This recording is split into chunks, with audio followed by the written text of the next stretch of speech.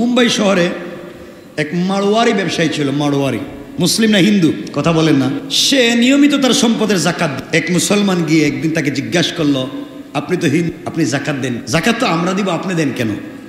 সে বলল, এ রহস্য, আমি যা জানি তোমরা তা জানো, আমি কেন জাকাত দিই তোমরা তা জানো না। তুমি আমার বন্ধু, এই জন্য তোমাকে আমি বলতেছি, জাকাত যেদিন থেকে আমি দেওয়া শুরু করেছি ওই দিন থেকে আমার অনেক সম্পদ আগে ধ্বংস হয়েছে। জাকাত দিই যেই দিন থেকে হিসাব করে দেওয়া শুরু করেছি ওই দিন থেকে আমার ব্যবসায় আগুনও লাগে নাই, আমার জাহাজেও ডুবে নাই। সুবহানাল্লাহ বলেন। আমার চুরি ডাকাতি হয় নাই, শ্রমিক অসন্তোষ হয় নাই, কিচ্ছু হয় নাই। যেদিন থেকে ঠিক মতো জাকাত দেই সব ঠিক। আল্লাহু আকবার। আমি এখানে 3 বছর আগে এখানে কথা বলেছি, ভৈরবে জুতার ফ্যাক্টরি, জুতার মার্কেটে আগুন লাগছিল, আপনাদের মনে পড়ে? আমি এখানে পুরা মার্কেট জ্বলে যাচ্ছে, পুরা মার্কেট জ্বলে যাচ্ছে। তো একজন মুরব্বী মসজিদের ভিতরে বসে তসবিহ পড়তেছে, সবাই আগুন নিবানোতে ব্যস্ত আর উনি তসবিতে ব্যস্ত। তো সবাই এসে কান্না করে বলতেছে, মুরব্বী তোমার পাশের দোকান আমার জলে শেষ, তোমার এই পাশের দোকান আমার জলে শেষ, তোমার মার্কেটের পাশের মার্কেট আমার জলে শেষ, আপনি আসেন না কেন? আমি তো মসজিদ থেকে বের হওয়ার কথা না, আমার তো দোকান জ্বলবার কথা না, পুরা মার্কেটে আগুন, পুরো এলাকায় আগুন, সব জ্বলে যাচ্ছে, আপনার জ্বলবার কথা নয়, কারণ কি? দেখেন আপনারা দেখেন আপনাদের হিসাব, আমি আমার হিসাব করতেছি। ব্যাপার কি? তাকে টেনে হেঁচড়ে বের করা হলো। বের করে দেখা যায় 2-3 গোটা আগুন জ্বলে, সব জ্বলে পুড়ে ছাই, কিন্তু মুরব্বীর দোকানে আগুন লাগে নাই। সুবহানাল্লাহ বলেন। তো মুরব্বীকে আসল রহস্য জানতে চাওয়া হইলো, বাবা বলো তোমার দোকানে আগুন লাগে নাই কেন? মুরব্বী বলছেন, দেখেন আমি আমার সম্পদ হিসাব করে জাকাত দিয়ে আর 2-4-5 লাখ টাকা বেশি দেই, তা আমি আমার সম্পদের দায়িত্ব তো আল্লাহর কাছে, আল্লাহ থাকতে আমার দোকান জ্বলবে কেন? আল্লাহু আকবার। আর দায়িত্ব যেহেতু আল্লাহরই দিছি, জ্বলে যদি যায় তাহলে আল্লাহ আবার দায়িত্ব আদায় করে কেমনে? আমার বিশ্বাস ছিল আমি যদি চুল হিসাব করে জাকাত দেই, আল্লাহ চুল করে আমার দোকানটা বাঁচাইয়া দিবেন। সুবহান। এটার নামই হচ্ছে জাকাত। আল্লাহ আমাদেরকে কবুল করুক, জোরে বলেন আমিন। আল্লাহ বলছেন জাকাত দে, ওয়াল্লাহু লা ইউহিব্বু কুল্লা কাফফারিন আসীম। আল্লাহ বলছেন যারা অস্বীকার করে, যারা জাকাত দেয় না, আল্লাহ তাদেরকে করবেন। পড়েন নাউজুবিল্লাহ। অধিকাংশই এখন মরে যাচ্ছে জওয়ানেরা, এজন্য কার কখন মৌত চলে আসে বলতে পারি না। আল্লাহর কাছে চাইবো, আল্লাহ এই রমজান তুমি আমাদেরকে লাইলাতুল কদর না দিয়া মৌত দিও না। আমিন বলেন, সবাই বলেন। লাইলাতুল কদর সকলের দরকার।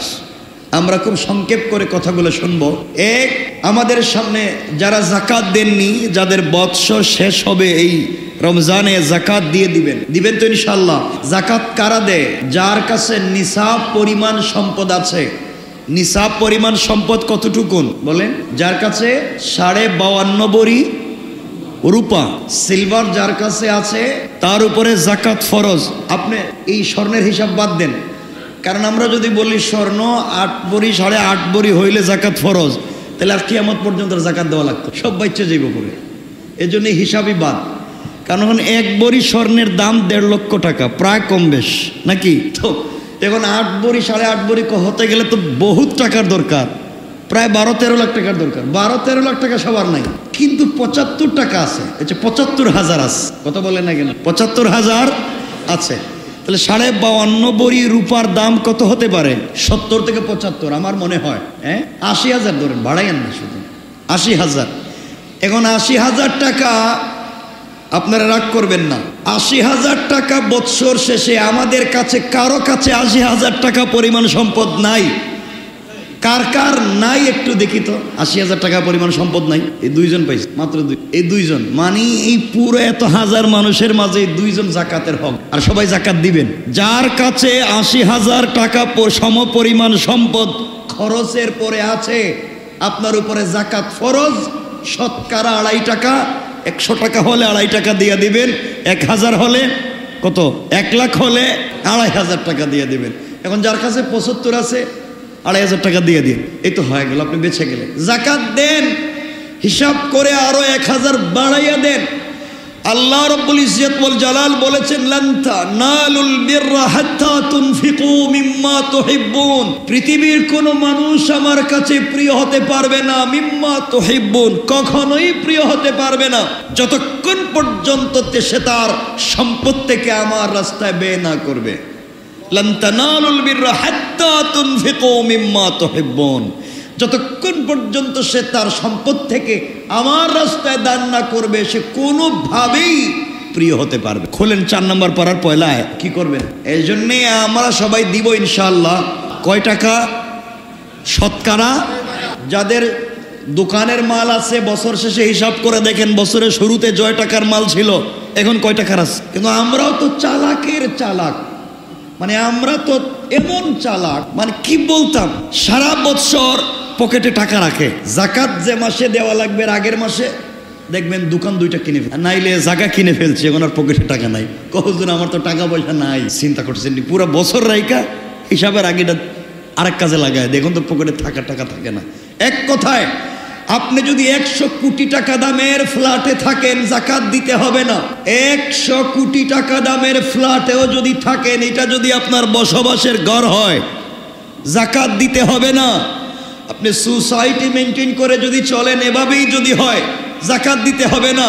কিন্তু 1 লাখ টাকার যদি একটা দোকান থাকে কমার্শিয়াল, ওটার জাকাত দিতে হবে। কথা বুঝতে পারলেন? অর্থাৎ আপনি আপনার মতো করে যেই ঘরে থাকেন তার দাম 100 কোটি, জাকাত লাগবে না, কারণ আপনি বসবাস করেন আপনার বউ বাচ্চা নিয়ে। কিন্তু কমার্শিয়াল একটা স্পেস আছে, এটার 1 লাখ টাকা, জাকাত দিতে হবে। কথা পরিষ্কার? অর্থাৎ আমি আমার প্রয়োজন, আমি আমার মতো করে চলতে তার চাইতে অতিরিক্ত যা হবে তার জাকাত দিতে হবে ইনশাআল্লাহ। স্থাবর সম্পত্তি, অস্থাবর সম্পত্তি, দোকানের বিজনেস, সবকিছুর জাকাত দিতে হবে ইনশাআল্লাহ। পরিষ্কার? বলেন পরিষ্কার? কারো কোনো প্রশ্ন আছে? জাকাত রূপার হিসাব করে জাকাত দিবেন, স্বর্ণের নয়। 2 নাম্বার ফিতরা, ঈদের দিন ঈদগাহে যাওয়ার আগে ফিতরা দেওয়া। ঈদের দিন ঈদগাহে যাওয়ার আগে, পরে নয়, আগে। আপনারা তো দিবেন ওই 20, 23, 20, 21, 22 রোজায় ফিতরা দিয়ে দিবেন। কেন? রাসূল পাক ঈদগাহে যাওয়ার আগে ফিতরা দিতেন, সুন্নাত। সুবহানাল্লাহ বলেন না? একই কাজ, দেখেন সফলতা কার নাম? একই কাজ ভিন্নভাবে করার নাম সফলতা। ক্লাসে যে ফেল করে, সে যে প্রশ্নের উত্তর লেখে, ক্লাসে যে 1 নম্বর হয় সে কি প্রশ্নের উত্তর লেখে নাকি? কথা বলেন না কেন? ক্লাসে যে ফেল করে, যে সে যে প্রশ্নের জবাব দেয়, সে যে কিতাবের জবাব লেখে, পরীক্ষা দেয়, যে 1 নম্বর হয় সে একই বইয়ের পরীক্ষা দেয়। একজন ফেল করে, একজন ফাঁস করে, অর্থাৎ যে ফাঁস করেছে সে একই প্রশ্নের জবাব ভিন্নভাবে। কথা বলেন না কেন? কথা হচ্ছে আমরা সকলেই ফিতরা দেই, কিন্তু রাসূল যেভাবে দিতে বলেছেন সেভাবেই দিতে হবে, সেটাই ভিন্নভাবে দেওয়া ইনশাআল্লাহ। ফিতরা কার উপরে ওয়াজিব? যার উপরে জাকাত ফরজ তার উপরে ফিতরা ওয়াজিব। বলেন, যার উপরে জাকাত ফরজ তার উপরে, আবার বলেন, যার উপরে জাকাত ফরজ ফিতরা ওয়াজিব।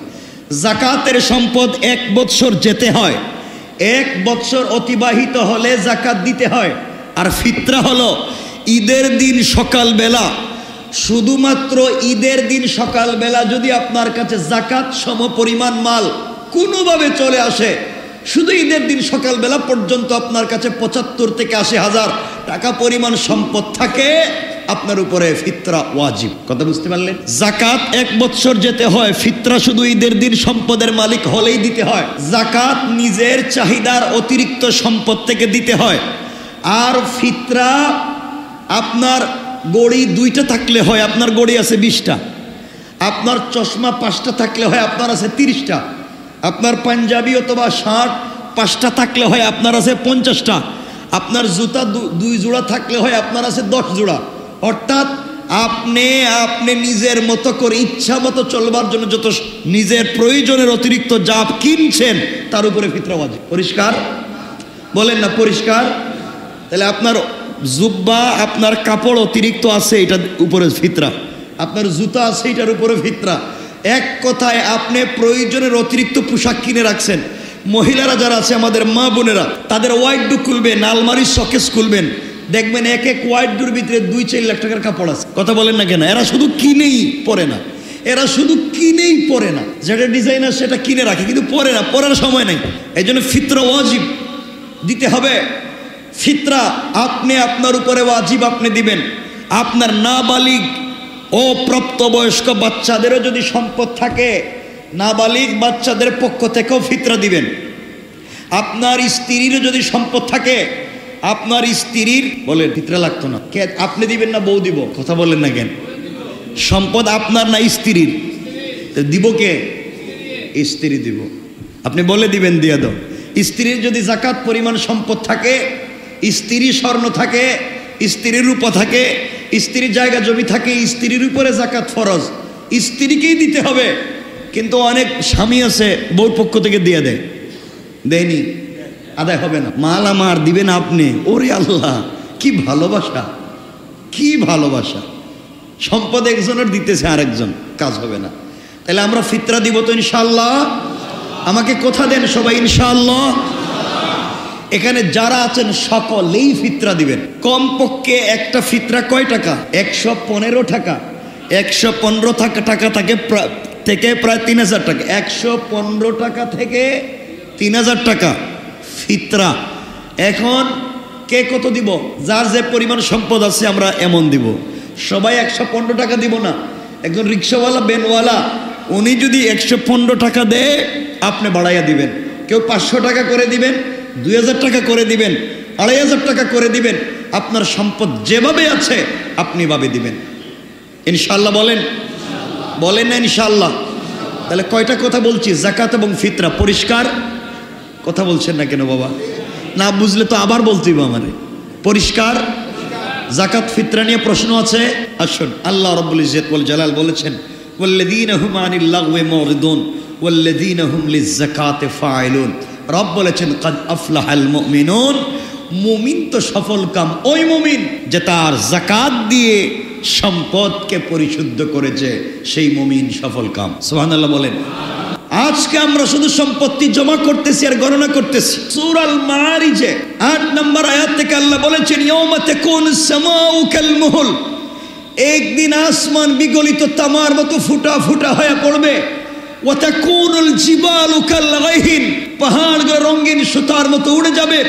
ওয়ালা ইয়াসআলু হামিমুন হামিমা। কলিজার টুকরা বন্ধু পর্যন্ত বন্ধুর খবর রাখবে না। ইউবাসসারুনাহুম ইয়াওয়াদ্দুল মুজরিমু লাউ ইফতাদি মিন আযাবি ইয়াউমিদিন বিবানি। ওই দিন আপনি আপনার কলিজার টুকরা সন্তানকে ডাকবেন আর বলবেন, বাচ্চা, তোমার জন্য সম্পত্তি জমা করতে যাকাত দেইনি, তোমার জন্য বাড়িঘর করতে গিয়ে ফিতরা পর্যন্ত দেইনি, তোমার জন্য সম্পত্তি ঠিক করতে গিয়ে সাদাকা পর্যন্ত দেইনি, আজ তুমি আমাকে বাঁচাও। ইয়াউমিদিন বিবানি। ও কলিজার টুকরা সন্তান, আমাকে বাঁচাও। ও সাহিবাতিহি ওয়া আখি। ও কলিজার টুকরা স্ত্রী, আমাকে বাঁচাও। ও আমার ভাই বোন, তোমরা আমাকে বাঁচাও। ও ফাসিলাতিহি আল্লাতী তুই। ও আমার দলের লিডার, গোষ্ঠীর মুরব্বী, তুমি আমাকে বাঁচাও। ওমান ফিল আরদে জামিআন সুম্মা ইউনজি। আসমান জমিনের সব দিয়ে আল্লাহর কাছ থেকে বাঁচতে চাইবে। আল্লাহ বলবেন, কাল্লা ইন্নাহা লাযা। কাল্লা ইন্নাহা লাযা। কখনই তোমাকে ছেড়ে দেব না, তোমাকে লেলিহান অগ্নিতে জ্বালাবো। যে আগুন নাজ্জাআতাল লিশওয়া, যে আগুন চামড়া থেকে মাথার চুলের গোড়া থেকে পায়ের পাতা পর্যন্ত জ্বালায়, হাড্ডি জ্বালায়, গোশত জ্বালায়, চামড়া জ্বালায়, রূহ জ্বালায় না। নাজ্জাআতাল লিশওয়া তাদউ মান আদবারা ওয়া তাওয়াল্লা। যাদের জন্য সম্পত্তি জমা করতে গিয়ে তুমি আমার পথে দান করো নাই, তাদেরকে ডাক দেও। কেন তোমাকে আজকে এত শাস্তি দিচ্ছি? এর পরের শব্দে আল্লাহ বলছেন, ওয়া জামাআ ফাআওয়া। ওয়া জামাআ ফাআওয়া। সম্পত্তি শুধু জমা করেছ আর পুঞ্জীভূত করেছ, সম্পত্তি শুধু জমা করেছ আর বাড়িয়েছ। ওয়া জামাআ ফাআওয়া। আমি বলেছি যাকাত দাও, যাকাত দেও নাই। আমি বলেছি সাদাকা করো, সাদাকা করো নাই। আমি বলেছি ফিতরা দাও, ফিতরা দেও নাই। ওয়া জামাআ ফাআওয়া। সম্পত্তি জমা করেছো, পুঞ্জীভূত করেছো, বাড়িয়েছ। কোরআনে কারীমের 30 নম্বর পারা সূরা হুমাযার মধ্যখানে আল্লাহ বলছেন, আল্লাযী জামাআ মালান ওয়া আদ্দাদা। সম্পত্তি জমা করেছো আর গণনা করেছো, আজকে হিসাব দাও, আজকে হিসাব। বুঝতে পেরেছেন? কেউ বাঁচাবেন। এই জন্য আমরা মহাবিপদে, যার পয়সা আছে মহাবিপদে আছেন। আল্লাহর ওয়াস্তে হিসাব করে যাকাত দেন, আল্লাহর ওয়াস্তে হিসাব করে যাকাত দেন। আমরা সময় নিয়ে এই কথাগুলো আজকে বলতেছি, মনোযোগ দিয়ে ইনশাআল্লাহ দিব তো আমরা, বলেন না? অসুস্থ হলে আমরা টাকা পয়সা খরচ করি না? আপনারা কেন যাকাত দেন না? যাকাত দিয়ে দেন। সম্পত্তিকে পরিশুদ্ধ করে বরকত দিবেন কে? জোরে বলেন কে? সুযোগ থাকলেই আপনি ফিতরা দিন। সুতরাং আল্লাহ রাব্বুল ইজ্জত ওয়াল জালাল আলোচ্য আয়াত থেকে বলেছেন, সফল কাম হয়েছে মুমিনগণ যারা নিজেদের নামাজে বিনয় এবং নম্রতা প্রদর্শন করে, নামাজে বিনয় এবং নম্রতা প্রদর্শন করে, জানা অনর্থক কাজ থেকে নিজেকে বিরত রাখে, আর যারা যাকাত দানে সক্রিয় থাকে, আল্লাহ বলছেন তারা সফল কাম করেন। সুবহানাল্লাহ। যাকাত এটা ইসলামের স্তম্ভের একটা। ইসলাম নামাজ যেমন ফরজ, রোজা যেমন ফরজ, যাকাতও কার উপরে? নামাজ সকলের উপরে, রোজা সুস্থ ব্যক্তির উপরে, আর যাকাত সম্পদশালী ব্যক্তির উপরে। কথা ঠিক আছে তো ইনশাআল্লাহ? নামাজ বলেন সকলের উপরে, নামাজ কার উপরে? আবার বলেন, যেই মহিলার ডেলিভারি হতে গিয়ে বাচ্চা অর্ধেক পৃথিবীতে এসেছে, অর্ধেক মায়ের পেটে আছে, এমন সময়ে যদি নামাজের সময় ওয়াক্ত হয়ে যায়, ইশারা করে হলো নামাজ ফরজ। কেউ যদি সাগরে ডুবে যায়, হাত এভাবে নাড়াচ্ছে পানির নিচ থেকে, এইভাবে হাত উঠাইছে, নামাজের সময় হয়ে যায়, ওখানে ইশারায় নামাজ ফরজ। আল্লাহু আকবার বলেন। রব ওখানে আর ছাড় দেন নাই, যেখানে যে অবস্থায় যেখানে আছো নামাজ ফরজ। রব বলেছেন বিমানে আছো নামাজ ফরজ, পানিতে আছো নামাজ ফরজ, এক কথায় যেখানে আছো নামাজ ছাড় না। রোজা অসুস্থ মুসাফির ফরজ না। যাকাত, হজ যার সম্পদ আছে সেই দিবে, ফরজ না।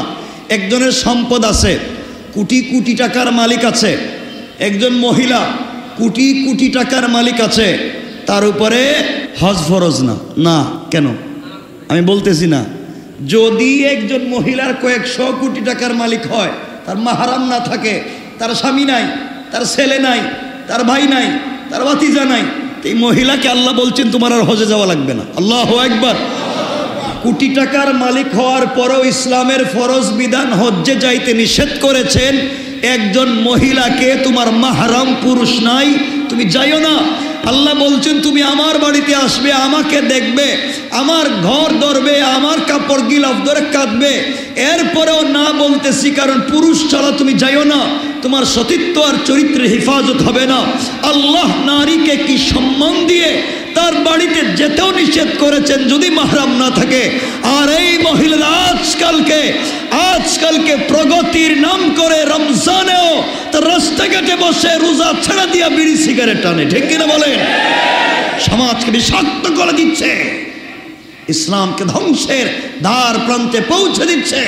আজকে দিকে দিকে ইফতারে বাধা দেওয়া হচ্ছে, কোথাও ইফতারে বাধা দেয়, সেহরিতে বাধা দেয়, ক্যাম্পাসে নামাজ তারাবি পড়তে আঘাত করা হয়। মনে রাখবেন, যারা নামাজে আঘাত করে, তারাবিতে আঘাত করে, ইফতারে আঘাত করে, সেহরিতে আঘাত করে, মুসলমান স্বাধীনভাবে পৃথিবীতে তাদের মৌলিক অধিকার আল্লাহর হুকুমগুলো পালন করতে যারা বাধা দেয়, তারাই হচ্ছে এই সমাজের নমরুদ আর ফেরাউন ছাড়ার কিচ্ছু না। এই সমাজকে বিষাক্ত করছে তারা। মনে রাখবেন, আল্লাহকে ওয়াস্তে দিনকে বুঝেন। এখানে যারা আছেন বিভিন্ন ব্যবসা করেন, আজকালকে আমি তো এগুলো আগে জানতামই না, অনেক কিছু আছে আমরা তো জানি না। এখন বাজারে দেখা যায় তরমুজ বিক্রি হয় কেজি দিয়ে। এটা কি কেজির? এটা তো পিস পিস করে বিক্রি করব, একটা এক পিস, ওটা কেজি দিয়ে বিক্রি করে। আল্লাহ জানে আমরা তরমুজ কি দিয়ে বিক্রি শুনেন নাই? আগে পিস ছিল, কেজি। আপনারা কি জানেন তরমুজ বিক্রি করতো কে? ফেরাউনের মূল ব্যবসা ওই কেজি দিয়ে তরমুজ বিক্রি, কিন্তু পিসে আর বিক্রি করতো কেজিতে। কোন হেরা হে কারবার শুরু করছে। আল্লাহ হেফাজত করুক, বলেন আমিন, বলেন আমিন। সুতরাং আল্লাহকে ওয়াস্তে দিন থেকে সরে যাবেন না, দিন থেকে দূরে চলে যাবেন না। আল্লাহ আমাদের সকলকে হেফাজত করুক। আল্লাহ রাব্বুল ইজ্জত ওয়াল জালাল কোরআনে কারীমের 9 নম্বর সূরা সূরা তওবার 34 নম্বর আয়াত থেকে আল্লাহ বলেছেন যাকাত কেমনে দিবেন, কি কি জিনিসের উপরে যাকাত ফরজ আপনাকে দিতে হবে আল্লাহ বলে দিয়েছেন। আমরা সংক্ষেপ করে করে বলি। আল্লাহ রাব্বুল ইজ্জত ওয়াল জালাল বলছেন, গোলামেরা, এই দুনিয়ার জমিনে যারা আমি আল্লাহর গোলাম দাবি করবে, আশিক রাসূল দাবি করবে, আল্লাহর গোলাম যারা দুনিয়ার জমিনে নিজেকে মনে করবে, আল্লাহর গোলামের কোয়ালিটি কেমন হওয়া চাই? আল্লাহ রাব্বুল ইজ্জত ওয়াল জালাল বলছেন, ওয়াল্লাযীনা ইয়াকনিজুনা আয-যাহাবা ওয়াল ফিদ্দাতা ওয়ালা ইউনহা ফি সাবিলিল্লাহি ফাবাশশিরহুম বিআযাবিন আলীম। আল্লাহ রাব্বুল ইজ্জত ওয়াল জালাল বললেন, আর যারা স্বর্ণ এবং রৌপ্য জমা করে রাখে এবং সেগুলি আল্লাহর পথে খরচ না করে, তাদেরকে আল্লাহ রাব্বুল ইজ্জত ওয়াল জালাল বলছেন ফাবাশশিরহুম বিআযাবিন আলীম। আল্লাহ রাব্বুল ইজ্জত ওয়াল জালাল বলে দিলেন, যারা সম্পত্তি জমা করে, স্বর্ণ রৌপ্য জমা করে, তাদের যাকাত দেয় না, আল্লাহ বললেন পয়গম্বরে আরবি তাদেরকে সুসংবাদ দিন, ভয়ঙ্কর মর্মস্পর্শী আযাবের পড়েন নাউযুবিল্লাহ। আযাবের কি সুসংবাদ হয়? কথা বলেন না, না দুঃসংবাদ? আল্লাহ কি বলছেন? সুসংবাদ। ফাবাশশিরহুম বিআযাবিন আলীম। আল্লাহ বলছেন সুসংবাদ দেন তাদেরকে ভয়ঙ্কর আযাবের। এর মানে কি? আল্লাহ একটু মস্কারা করলেন, একটু দুষ্টামি করলেন, একটু মজা করলেন। তোমরা তো শুধু মজার ভিতরেই থাকো, মজার ভিতরেই থাকো, মজার ভিতরেই থাকো। তাদেরকে আস্বাদনের কথা বলুন, অচিরে তাদের কেমন শাস্তি দেওয়া হবে কেউ তাদেরকে ফিরিয়ে রাখতে পারবে। এই জন্য ভালো করে মনে রাখবেন, যাদের স্বর্ণ রূপা আছে যাকাত দেন না, মা বোনেরাও যারা আছেন তাদেরকে বলে দিবেন, আল্লাহ রাব্বুল ইজ্জত ওয়াল জালাল বলে দিয়েছেন, এই পৃথিবীতে একমাত্র সম্পদের নাম হলো স্বর্ণ আর রূপা। আমাদের যে টাকা আছে এটা টাকা নয়, এটা হলো কাগজ। এর মূল সম্পদের নাম হলো স্বর্ণ, ঠিক না? টাকার মধ্যে কি লেখা থাকে? চাহিবে মাত্র ইহার বাহককে, ইহার বাহককে, ইহার বাহককে এই পরিমাণ সম্পদ দিতে বাধ্য থাকিবেন। অর্থাৎ এই 500 টাকার একটা কাগজের বিপরীতে তার সম্পদ তাকে দিয়ে দিবেন। এটা সম্পদ নয়, সম্পদ আছে, এটার একটা সার্টিফিকেট। এই কাগজ সম্পদ হচ্ছে স্বর্ণ আর রূপা। এজন্য পৃথিবীতে দেখবেন বড় বড় রাষ্ট্র যারা, এরা স্বর্ণ এবং রূপাকে মজুত করে এবং এটা দিয়ে দাম বাড়ায়। দাম যে বাড়ে কমে দেখেন না আপনারা? আল্লাহ আমাদেরকে হেফাজত করুক। বলেন আমার মুসলমান বন্ধুগণ, কথাগুলো মনে রাখবেন। আল্লাহর পথে খরচ করা মানে কি? আল্লাহর নির্দেশিত জায়গাগুলো খরচ করতে হবে। আল্লাহ বলছেন যাকাত দেও, আপনাকে যাকাত দিতে হবে। যাকাত দেওয়ার জন্য রাস্তায় লাইন ধরাইয়া দাঁড় করাইয়া দিলেন, লিস্ট করে মানুষকে নিজের বাড়িতে নিয়ে আসলেন। কসম রব্বে পাকের জাতের, আপনার যাকাত আদায় হবে না। যাকাত হলো এমন গরিবের সম্পদ, আপনি অবশ্যই তার ঘর পর্যন্ত, তার বাড়ি পর্যন্ত আপনি তাকে পৌঁছে দেওয়া ফরজ। তাকে আপনার বাড়িতে এনে নয়, আপনি তার বাড়িতে গিয়ে তার হাতে পৌঁছে দিবেন। কথা বলেন। যাকাত আমাদের সম্পদের অতিরিক্ত যেটা, এটার মালিককে? গরিব। মালিককে? দিছেন কে? আল্লাহ দিয়ে বলছেন, ও টাকাওয়ালা, আমি মনে করেছি তুমি আমানতদার, এই জন্য তোমার কাছে সম্পত্তি দিলাম। তোমার প্রয়োজনের বেশি যেটা, এটা তোমার নয়, এটা গরিবের। আমার পক্ষ থেকে তার বাড়িতে পৌঁছে দিও।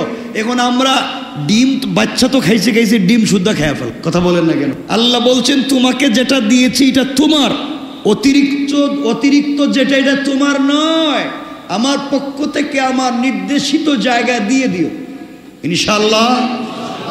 তাহলে আমাদের বাড়িতে এনে যাকাত দিব না গরিবের বাড়িতে গিয়ে দিব? কথা বলেন। রাসূল বাড়িতে গিয়ে দিতেন, রাত্রেবেলা নিজে যাইতেন। আবু বকর ওমর রাত্রেবেলা যাইতেন যাকাত নিয়ে হাতে দিতেন।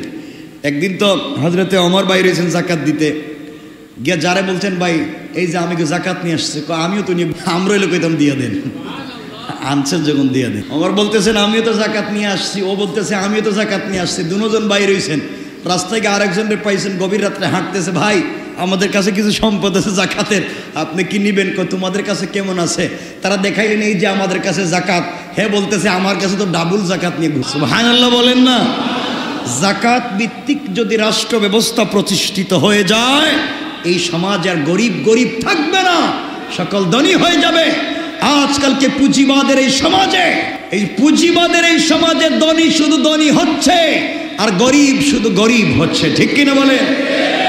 সমাজ বিষয় আল্লাহ নির্দেশিত রাস্তায় আমাদেরকে দিতে হবে। আমরা যদি না দিই, আবারও বলছি, স্বর্ণ এবং রূপা জমা করে রাখছেন, এর অর্থ টাকা পয়সা জমা করে রাখছেন। টাকা পয়সা বাকি সম্পদ তো স্বর্ণ রূপার সার্টিফিকেট, অর্থাৎ আপনি সম্পদ যদি জমা করে রাখেন, আল্লাহ রাব্বুল ইজ্জত ওয়াল জালাল কোরআনে কারীমের 9 নম্বর সূরা তওবার 34 নম্বর আয়াত থেকে আল্লাহ বলছেন, আল্লাহ রাব্বুল ইজ্জত ওয়াল জালাল বলছেন, ইয়াউমা ইউহমা আলাইহা ফি নারি জাহান্নাম ফাতুকওয়া বিহা জিবাহুহুম ওয়া জুনুবুহুম ওয়া যুহুরুহুম হাদা মা কানাসতুম লিআনফুসিকুম ফাযুকু মা কুনতুম। আল্লাহ রাব্বুল ইজ্জত ওয়াল জালাল বললেন, যেদিন জাহান্নামের আগুনে সেই সম্পদগুলোকে উত্তপ্ত করা হবে এবং সেগুলি দ্বারা তাদের কপাল, তাদের পাঁজর এবং তাদের পিঠে দাগ দেওয়া হবে। সেদিন বলা হবে, এটা সেগুলি যা তোমরা নিজেদের জন্য জমা করে রেখেছিলে, মানুষের কাছে হক পৌঁছে দেও নাই, শুধু জমাই করছো আর বাড়াইছো। সুতরাং আজকে যা জমা করেছো, ফাযুকু, তোমরা আস্বাদন করো, মা কুনতুম তাকনিজুন, দুনিয়ার জমিনে যা তোমরা জমা করেছো, পাবলিককে দেওয়া নাই, এগুলা তোমাদেরকে একত্রিত করে আজ তোমাদেরকে শাস্তি দেওয়া হবে, স্বাদ আস্বাদন করো। আল্লাহ বললেন, এগুলাকে কপালে, পাঁজরে এবং পিঠে দাগ দেওয়া হবে। নাউজুবিল্লাহ বলেন। কোথায় দাগ দিবেন? কোথায়? কপালে। আর কোথায়? পাঁজরে। আর কোথায়? কেন? অপরাধ কি? অপরাধ কি? যাকাত দেয় নাই। আমরা দিব তো ইনশাআল্লাহ। এজন্য বাবা, আল্লাহর ওয়াস্তে বলছি, হিসাব করেই শতকরা 2.5 টাকা দিয়ে দিয়েন, 2,500 টাকা দিয়ে দিন যদি 1 লাখ টাকার মালিক হন। অনেক লম্বা কথা। আল্লাহ রাব্বুল ইজ্জত ওয়াল জালাল বলছেন, তাদেরকে যাকাতের কথা বললে তাদের কপাল কুঁচকে যাইত, এই জন্য বলছি কপালে দাগ দেও। চিন্তা করছি, তাদেরকে বলছি তাদের যাকাত দেও, যাকাত দিতে বললি পিঠ দেখাইয়া চলে যায়। এদেরকে বলছি পিঠে আঘাত করো। তাদেরকে যাকাতের কথা বললে তারা কোমরে ধরে, ভাব ধরে, আমি দিতে যাব কেন? এই জন্য বলছি এদের পাঁজরেও দাগ দেও। আল্লাহু আকবার। অর্থাৎ তুমি যাকাত না দিতে যত ভান করছো, আল্লাহ তত জায়গায় দাগ দিব। আল্লাহু আকবার। যাকাত দিব তো ইনশাআল্লাহ। সবাই বলেন না ইনশাআল্লাহ। ভাই, আমাদের যাদের নাই, আল্লাহর কাছে দোয়া করেন, আল্লাহ এই রমজানে আমাকে কবুল করো, রমজানে লাইলাতুল কদরে আমাকে কবুল করো, আগামী বছর রমজান আওয়ার আগে আগে আমাকে যাকাত দেওয়ার মতো সম্পদ দিয়ে দাও। যাকাত দিলে সম্পদ কমে? বলেন কমছে? কেউ বলছে আমার যাকাত দিতে দিতে নাই হয়ে গেছে। আরে এমনকি যদি কোনো অমুসলিমও যাকাত দেয়, আল্লাহ বলছেন তার সম্পদও তিনি বাড়াইয়া। সুবহানাল্লাহ বললেন না? আমাদের সময় কম, আমি বলতেছি মনোযোগ দিয়ে কয়েক মিনিটে শুনে। এরপর আল্লাহ এখন এতক্ষণ সুন্দর করে বলছেন। প্রথমে বলছেন সফল কাম তারা যারা যাকাত দেয়। সফল কাম তারা কারা? কথা বলেন। এরপরে বুঝাইয়া বললেন তোমরা কেমনে কেমনে দিবা। এরপরে বললেন স্বর্ণের উপর যাকাত দেও। এরপরে বললেন যদি তোমরা না দেও তাইলে তোমাদেরকে এভাবে শাস্তি দিব। এরপরেও আমরা শুনলাম না। আস্তে আস্তে করে আল্লাহ বুঝাইলেন, শুনলাম না। এখন আল্লাহ রাগ, আল্লাহু আকবার বলেন। আল্লাহ রাগ করতেছেন। কোরআনে কারীমের ৬৬ নম্বর সূরা মুনাফিকুন থেকে আল্লাহ রাব্বুল ইজ্জত ওয়াল জালাল 10, 11, 12 এই আয়াতগুলোতে আল্লাহ বলতেছেন লম্বা করে। আল্লাহ রাব্বুল ইজ্জত ওয়াল জালাল বললেন, ওয়ানফিকু মিম্মা রাযাকনাকুম মিন ক্বাবলি আন ইয়াতিয়া আহাদাকুমুল মাউতু ফায়াকুলা রাব্বি লাউলা আখখারতানি ইলা আজালিন করিব فأصدق وأكن من الصالحين ولن يؤخر الله نفسا إذا جاء أجلها والله خبير بما تعملون ইজ্জত ওয়াল জালাল বললেন, আমি তোমাদেরকে যা রিজিক দিয়েছি, যেই সম্পদ দিয়েছি, আমি আল্লাহ তোমাদেরকে যা দিয়েছি, মিন ক্বাবলি আইয়াতিয়া আহাদাকুমুল মাউত, মৃত্যু আসার আগে আগে তোমরা তা থেকে ব্যয় করো। আল্লাহ বলছেন, আমি তোমাদেরকে যা দিয়েছি দুনিয়ার জমিনে, মৃত্যু আসার আগে আগে দান করো। কারণ দুনিয়ায় যা রেখে যাইবা তোমার এক পয়সাও কাজে আসবে না। ইন্তেকালের পরে তোমার ভাই বোন, তোমার সন্তানেরা এই সম্পদ নিয়ে মারামারি করতে গিয়ে তোমার কবর পর্যন্ত শুধু গুনাহ পৌঁছাইয়া দিবে। ঠিক কিনা বলেন? আজকালকে অনেক জায়গায় দেখা যায় বাপের লাশ তারা রাস্তায় রেখে দিয়েছে, সম্পত্তি বন্টন না হওয়া পর্যন্ত বাপের লাশকে তারা দাফন করতে চায় না। আছে না নাই? কার জন্য সম্পত্তি করে গেলেন? কার জন্য রেখে গেলেন? এখনই সময় দান করে যান সব। আল্লাহ বললেন তোমরা দান করো, অন্যথায় মৃত্যু চলে আসলে সে বলবে হে আমার রব, সে ডাক দিয়া বলবে হে আমার রব, ফায়াকুলা রব্বি লাউলা আখারতানি ইলা আজালিন করিব, সে ডাক দিয়া বলবে হে আমার রব, আমাকে আরো কিছু সময়ের জন্য অবকাশ দিন। হায় আল্লাহ তাআলা, আমাকে একটু সময় দিন, আমি যে সম্পদ রেখেছি ওই সম্পদগুলোকে আবার দান করে চলে আসি।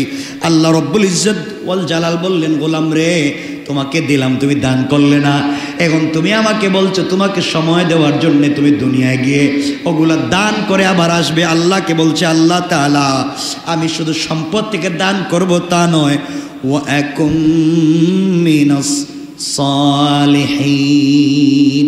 আল্লাহ দুনিয়ার জমিনে সম্পত্তি দান করে আমার চোখের সামনে, আমার পাশের ব্যবসায়ী কোটি টাকা দান করলো আল্লাহর রাস্তায়, এতিমখানায় দিল, গুরুস্থানে দিল, মসজিদ মাদ্রাসায় দিল, আর আমি শুধু সম্পত্তি জমা করলাম, দিতে পারলাম না। আল্লাহ তুমি আমাকে কিছু সময় দান করো, আমারও তো পয়সা ছিল, পয়সা আছে, ব্যবসা বাণিজ্য আছে, এই সম্পদ থেকে আমিও দান করে আসব। এরপরে আল্লাহকে বলছো ওয়াকুম মিনাস সালিহিন, আর আমিও তোমার নেককারদের অন্তর্ভুক্ত হয়ে আসব। পড়েন সুবহানাল্লাহ। সে আল্লাহর কাছে বলছে আল্লাহ আমাকে এবার ছেড়ে দাও, আমাকে এইবারের মতো ছাড়ো, আমি আবার যাই, যা সম্পদ আছে আমি ওগুলো দান করে আসি। পাশের বাড়ির লোক, পাশের বাসার লোক, পাশের ঘরের ব্যবসায়ী, তারা কেমনে কেমনি এত দান খয়রাত করলো, আমি পারলাম না। আল্লাহ আমারও তো সম্পদ ছিল, তুমি আমাকে দাও, আমি ওগুলো দান করে নেককারদের অন্তর্ভুক্ত হয়ে আসি। আল্লাহ রাব্বুল ইজ্জত ওয়াল জালাল বলবেন যাও, যাও বলবেন। তা আপনারা বললেন যাও, এই সুযোগ নাই, আর নাই। আল্লাহ যদি কাউকে ধরে ফেলে, রব বলছেন জুক ইন্নাকা আনতাল আজিজুল কারীম, জুক। ওখানে গিয়ে বলবেন মজা, জুক মানে আরবিতে বলা হয় খুব খুব স্বাদের কোনো জিনিসকে বলা হয় খাও, জুক, স্বাদ আস্বাদন করো। আল্লাহ বলছেন যাও, তুমি না দুনিয়া বড় ভালো মানুষ ছিলা, ইন্নাকা আনতাল আজিজ, মহাপরাক্রমশালী ছিলা, খুব ভাবদর্তা, তোমার ক্ষমতা আছে, তোমার পয়সা আছে, তোমার বাড়িঘর আছে, খুব ভাবদর্তা, যোগ যাও।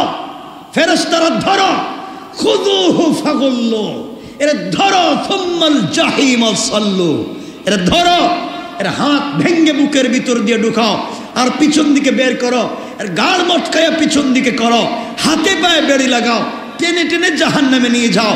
বড় ভাবদর ছিলা, তোমার না ক্ষমতা আছে, তোমার না পয়সা আছে, তোমার না 10 তলা বাড়ি আছে, তোমার না মিল ফ্যাক্টরি আছে, সম্পদ আছে, মজা খাও। তাহলে আল্লাহ কি ছেড়ে দিবেন?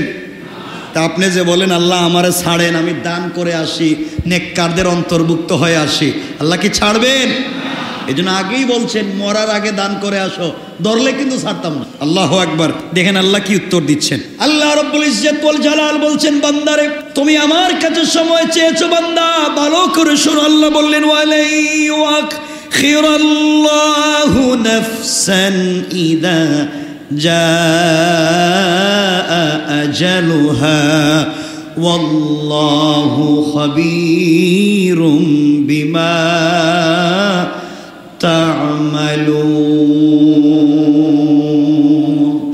আল্লাহ রাব্বুল ইজ্জত ওয়াল জালাল বলছেন শোনো, যখন কারো নির্ধারিত সময় উপস্থিত হয়ে যাবে তখন আল্লাহ তাকে কিছুতেই অবকাশ দিবেন না। তোমরা যা করো সে সম্পর্কে আল্লাহ বিশেষভাবে অবগত। অর্থাৎ কারো মৃত্যুর সময় চলে আসলে 1 সেকেন্ড 1 মুহূর্ত সময় দেওয়া হবে না। দুনিয়ার জমিন থেকে বিদায় নেওয়া লাগবে। সুতরাং এই পৃথিবীতে বেঁচে থাকা অবস্থায় আমরা দান করব, বলেন ইনশাআল্লাহ। এতক্ষণ বুঝালেন। এরপরে অনেকে আমরা মনে করছি দূর, ওখানে গেলে হয়তো বেঁচে যাবো, আমাদের তো অনেকেই আমাদের বন্ধু বান্ধব আছে, এরা হয়তো আমাদেরকে বাঁচিয়ে দিব, আমরা এগুলো ভাবতেছি।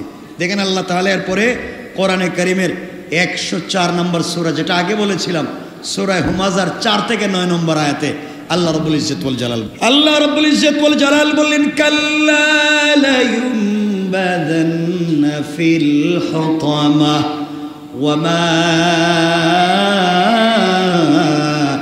আদরাকা মাল হুতামা নারুল্লাহিল মুকাদাতুল্লাতী تطلع على الأفئدة إنها عليهم صدى في عمد ممددة আল্লাহ রাব্বুল ইজ্জত ওয়াল জালাল বলেন, সাবধান করে দিলাম, কাল্লা, সাবধান করে দিলাম বান্দারে, সে অবশ্যই নিক্ষিপ্ত হবে হুমাজায়।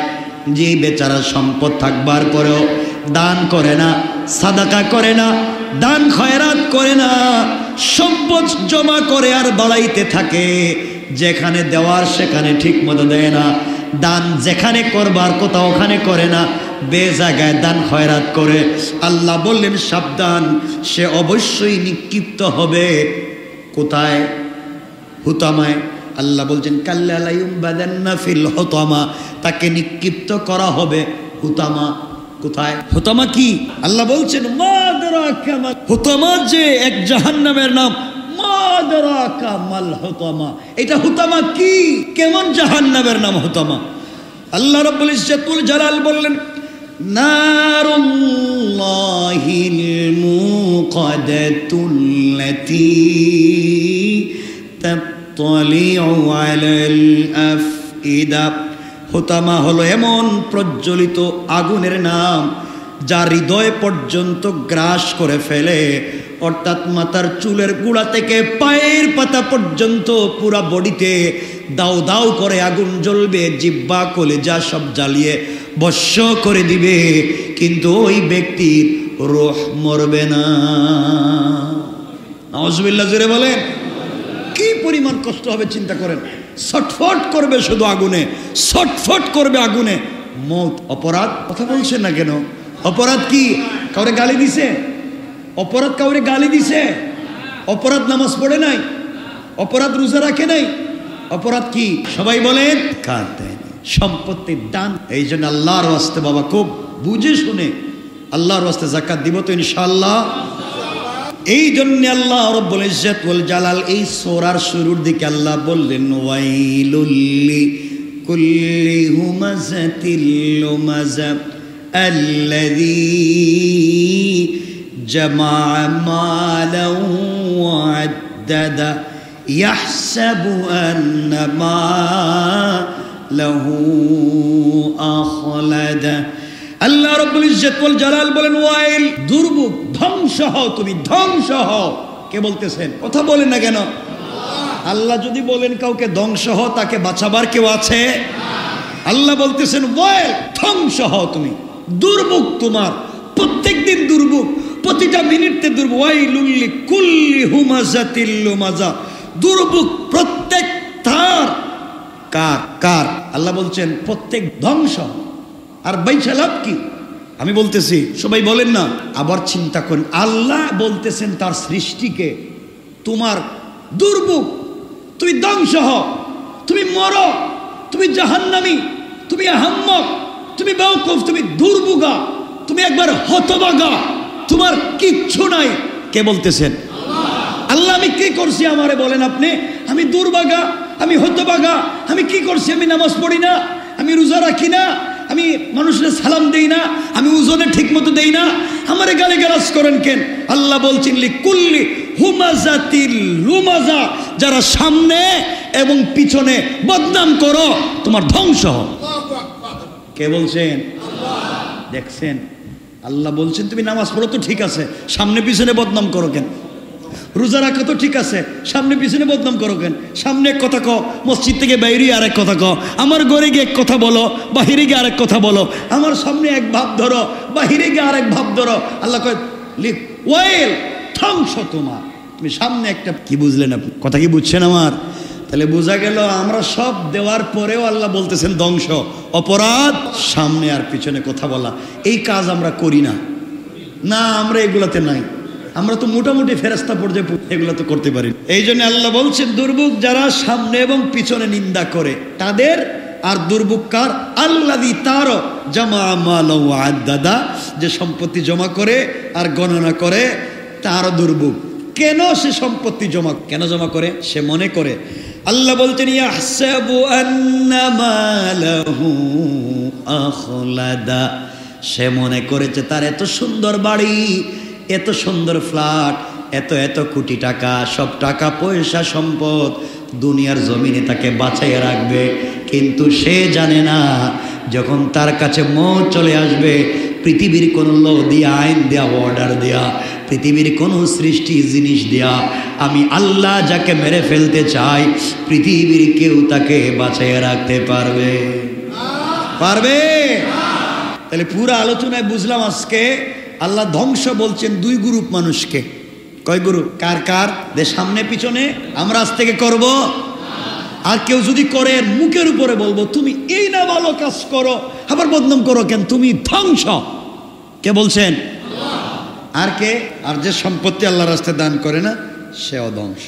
আল্লাহ হেফাজত করুক। বলে আমরা লম্বা করতে চাই না, 1 মিনিটে আমি একজন হিন্দু মারওয়ারির এক কথাটা বলে আমরা আলোচনাকে শেষ করে দিয়েছি। মুম্বাই শহরে আমরা আজকে তাফসিরে পুরো আলোচনা করবো, এটা নিয়ে পুরো আলোচনা। এই আরেকটা কথা, সময় যেতে চলে গেছে, আমি এই কথা বলে দিচ্ছি। মুম্বাই শহরে এক মারওয়ারি ব্যবসায়ী ছিল, মারওয়ারি, মুসলিম না হিন্দু, কথা বলেন না। সে নিয়মিত তার সম্পদের জাকাত। এক মুসলমান গিয়ে একদিন তাকে জিজ্ঞাসা করলো, আপনি তো হিন্দু, আপনি জাকাত দেন, জাকাত তো আমরা দিব, আপনি দেন কেন? সে বলল, এ রহস্য, আমি যা জানি তোমরা তা জানো, আমি কেন জাকাত দিই তোমরা তা জানো না। তুমি আমার বন্ধু, এই জন্য তোমাকে আমি বলতেছি, জাকাত যেদিন থেকে আমি দেওয়া শুরু করেছি ওই দিন থেকে আমার অনেক সম্পদ আগে ধ্বংস হয়েছে। জাকাত দিই যেই দিন থেকে হিসাব করে দেওয়া শুরু করেছি ওই দিন থেকে আমার ব্যবসায় আগুনও লাগে নাই, আমার জাহাজেও ডুবে নাই। সুবহানাল্লাহ বলেন। আমার চুরি ডাকাতি হয় নাই, শ্রমিক অসন্তোষ হয় নাই, কিচ্ছু হয় নাই। যেদিন থেকে ঠিক মতো জাকাত দেই সব ঠিক। আল্লাহু আকবার। আমি এখানে 3 বছর আগে এখানে কথা বলেছি, ভৈরবে জুতার ফ্যাক্টরি, জুতার মার্কেটে আগুন লাগছিল, আপনাদের মনে পড়ে? আমি এখানে পুরা মার্কেট জ্বলে যাচ্ছে। তো একজন মুরব্বী মসজিদের ভিতরে বসে তসবিহ পড়তেছে, সবাই আগুন নিবানোতে ব্যস্ত আর উনি তসবিতে ব্যস্ত। তো সবাই এসে কান্না করে বলতেছে, মুরব্বী তোমার পাশের দোকান আমার জলে শেষ, তোমার এই পাশের দোকান আমার জলে শেষ, তোমার মার্কেটের পাশে মার্কেট আমার জলে শেষ, আপনি আসেন না কেন? আমি তো মসজিদ থেকে বের হওয়ার কথা না, আমার তো দোকান জ্বলবার কথা না, পুরো মার্কেটে আগুন, পুরো এলাকায় আগুন, সব জ্বলে যাচ্ছে, আপনার জ্বলবার কথা নয়, কারণ কি? দেখেন, আপনারা দেখেন আপনাদের হিসাব, আমি আমার হিসাব করতেছি। ব্যাপার কি? তাকে টেনে হেঁচড়ে বের করা হলো। বের করে দেখা যায় 2-3 গোটা আগুন জ্বলে, সব জ্বলে পুড়ে ছাই, কিন্তু মুরব্বির দোকানে আগুন লাগে নাই। সুবহানাল্লাহ বলেন। তো মুরব্বিকে আসল রহস্য জানতে চাওয়া হইলো, বাবা বলো তোমার দোকানে আগুন লাগে নাই কেন? মুরব্বি বলছেন, দেখেন আমি আমার সম্পদ হিসাব করে জাকাত দিয়ে আর 2-4-5 লাখ টাকা বেশি দেই, তা আমি আমার সম্পদের দায়িত্ব তো আল্লাহর কাছে দিই, আল্লাহ থাকতে আমার দোকান জ্বলবে কেন? আল্লাহু আকবার। আর দায়িত্ব যেহেতু আল্লাহরই দিছি, জ্বলে যদি যায় তাহলে আল্লাহ বা দায়িত্ব আদায় করে কেমনে? আমার বিশ্বাস ছিল আমি যদি চুল হিসাব করে জাকাত দেই, আল্লাহ চুল করে আমার দোকানটা বাঁচাইয়া দিবেন। সুবহান। এটার নামে হচ্ছে যাকাত। আল্লাহ আমাদেরকে কবুল করুক, জোরে বলেন আমিন। আল্লাহ বলছেন যাকাত দে, ওয়াল্লাহু লা ইউহিব্বু কুল্লা কাফফারিন আসীম। আল্লাহ বলছেন যারা অস্বীকার করে, যারা যাকাত দেয় না, আল্লাহ তাদেরকে করবেন। পড়েন নাউযুবিল্লাহ।